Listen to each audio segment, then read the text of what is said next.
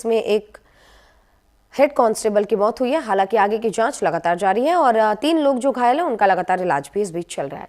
अब बढ़ेंगे आगे, बात करेंगे बिहार चुनाव की। बिहार में चुनाव का ऐलान हुए कई दिन हो चुका है, लेकिन न तो एनडीए और न ही महागठबंधन में सीट शेयरिंग का फॉर्मूला अभी तक तय हो पाया है। हालांकि सीट शेयरिंग को लेकर दोनों ही गठबंधन में बैठकों का दौर लगातार जारी है। कल पटना में सम्राट चौधरी के आवास पर बीजेपी और जेडीयू के बीच मीटिंग हुई, जहां बिहार बीजेपी प्रभारी धर्मेंद्र प्रधान और विनोद तावड़े के साथ जेडीयू के कार्यकारी अध्यक्ष संजय झा ने सीट शेयरिंग को लेकर मंथन किया। इधर दिल्ली में भी 2 दिन के अंदर चौथी बार केंद्रीय मंत्री नित्यानंद राय ने चिराग पासवान से मुलाकात करके उनके जो सीट शेयरिंग का फॉर्मूला था उनको मनाने की जो कवायतें थी वो जारी रही। इसके अलावा चिराग ने कहा कि सीट शेयरिंग पर बात अब अंतिम दौर में है, लेकिन सीट शेयरिंग का फॉर्मूला क्या होगा ये अब तक तय नहीं हो पाया है। इधर महागठबंधन में भी सीट शेयरिंग पर अभी तक सहमति नहीं बन पाई है। आखिर इसकी वजह क्या है, आपको एक रिपोर्ट दिखाते हैं।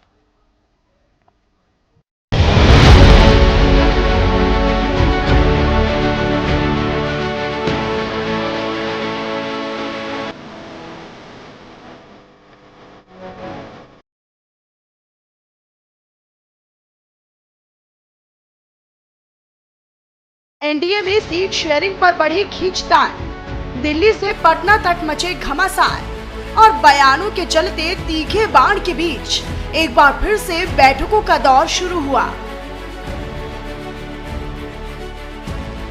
पटना में सम्राट चौधरी के घर पर बीजेपी और जेडीयू के नेता मीटिंग के लिए जुटे। बिहार बीजेपी प्रभारी धर्मेंद्र प्रधान, विनोद तावड़े, केंद्रीय मंत्री ललन सिंह, जेडीयू के कार्यकारी अध्यक्ष संजय झा ने मिलकर सीट बंटवारे पर मंथन किया। कौन कहां से चुनाव लड़ेगा, सीट शेयरिंग का फॉर्मूला क्या होगा, इस पर लंबी चर्चा की गई। दूसरी ओर दिल्ली में 2 दिन के अंदर चौथी बार केंद्रीय मंत्री नित्यानंद राय सम्राट चौधरी से मिले, नाराज चिराग को मनाया और इसके बाद दोनों ने बड़ा ऐलान किया। कैबिनेट मंत्री श्री चिराग पासवान जी ने आपको बहुत स्पष्ट शब्दों में कहा है और बिहार में एनडीए की सरकार बनाने की उनकी मन की जो योजना है उस पर बहुत विस्तृत से आपको बताया।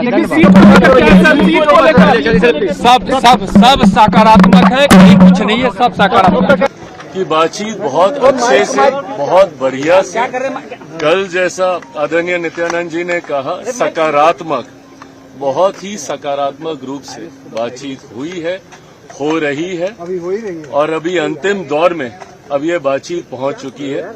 मुझे लगता है जिस घोषणा का इंतजार आप सब कर रहे हैं कि कौन कहां कितनी, हम लोग हर एक माइन्यूट जितने भी डिटेलिंग्स है हर चीज को हम लोग पहले ही डिस्कस कर लेना चाहते हैं, ताकि बाद में गठबंधन के भीतर किसी भी चीज को लेकर, सीटों को लेकर, प्रत्याशियों को लेकर, कहां पे कौन कैसे प्रचार करेगा, कैसे, हर चीज को विस्तार से हम लोग चर्चा करना चाहते हैं।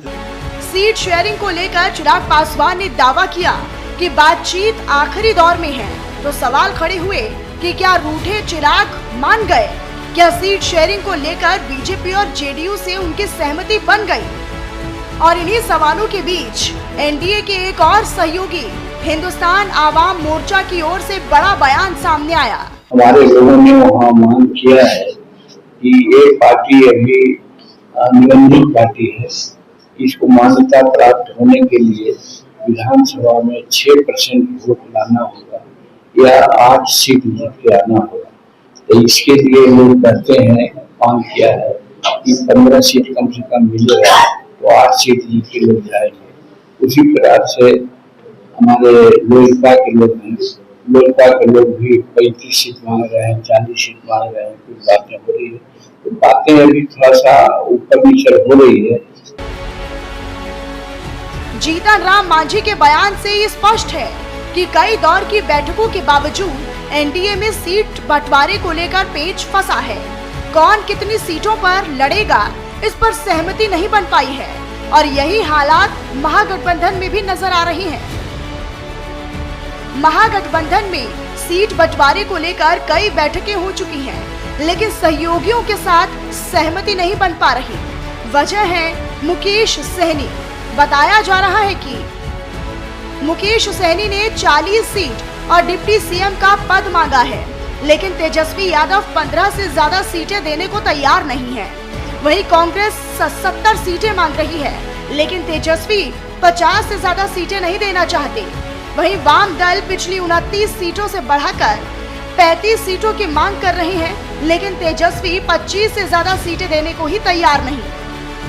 हालांकि सीट शेयरिंग को लेकर तेजस्वी सहयोगियों को साधने की पूरी कोशिश में है, लेकिन बताया ये जा रहा है कि महागठबंधन में सीटों के बंटवारे का अंतिम फैसला राहुल गांधी के विदेश यात्रा से लौटने के बाद ही पूरा होगा।